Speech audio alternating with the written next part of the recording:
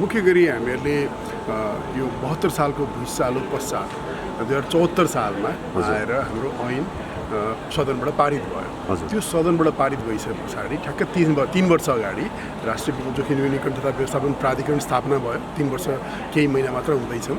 किन मुख्य गरी यो सुरुवाती अवस्थामा हामीहरूले प्रदेश सरकारका मुख्य गरी आन्तरिक मामिला मन्त्रालय, प्रदेशका मुख्यमन्त्रीज्यूहरूको कार्यालय मार्फत चाहिँ हामीले प्रादेशिक अन्तर्क्रियाहरू हामीले विभिन्न समयमा गऱ्यौँ। विभिन्न खालका आयामहरूमा जस्तो कुनै ठाउँमा चाहिँ हामीले जोखिम कसरी नाप्ने, कसरी पूर्व तयारीहरू गर्ने, कुनै ठाउँमा वनडडेलो बढी आक्रान्त पार्छ वनडडेलोको कुराहरूमा, कुनै ठाउँमा भुइँचालोको बारेमा हामीले त्यस्तो खालको समन्वय गरेर हामीहरूले त्यस्ता कार्यक्रमहरू गरिरहेका पनि छौँ। कर्णाली प्रदेश र मुख्य गरी हामीले कास्कीबाट पश्चिम नै फर्केर झन्डै भारतको दिल्लीसम्म हेर्ने भने हामी 1505 पश्चात चाहिँ ठुलो झन्डै 500 वर्ष जति भइसक्यो ठुलो भुइँचालो नगएको सयौँ वर्ष भइसकेको छ। यो अवस्थामा भूकम्पीय जोखिम उच्च छ। यो विभागमै यो भूकम्पीय जोखिम उच्च भएको अवस्थामा र अहिले हालसालै सानसाना खालका पराकम्पहरू पनि गइरहेका छन्, सानसाना कम्पनीहरू पनि गइरहेका छन्। त्यो अवस्था र हामीले 72 सालको सिकाइ र अहिले हाम्रै नजिकैको छिमेकी टर्कीमा पनि ठुलो विनाशकारी भुइँचालो गयो। त्यो भुइँचालोहरूको सिकाइको हिसाबबाट हेर्ने भने हामीहरूलाई कर्णाली प्रदेशमै हामीहरूले कसरी यस्तो खालका ठुलो भूकम्प, ठुलो विपत्तिहरू, बाढी, पहिरो जस्तोहरू आउन सक्ने अवस्थामा हामीले कसरी पूर्व तयारी हुन सक्छौँ, तत्काल हामी कसरी मोबिलाइज गर्न सक्छौँ। हाम्रो बाटोघाटो, हाम्रो राजमार्गहरू बन्द हुन सक्लान्, त्यतिखेर भारतबाट लिएर आउन सक्ने सामग्रीहरू पनि समेत बाटोहरू पनि बन्द हुन सक्लान्।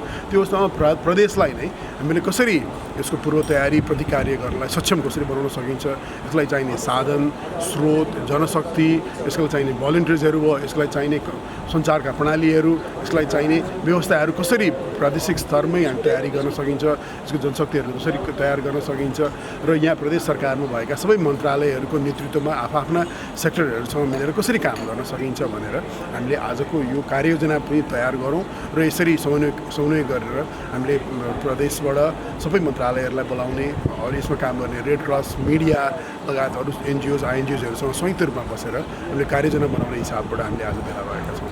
यसको जुन जोखिमको कुरा गर्नुभयो त्यो जोखिम घटाउन मात्र सकिँदैन। यो चाहिँ घटना घटे पश्चात हामीहरू कसरी मोबिलाइज हुने, के साधन स्रोतहरूको कुराहरू हो।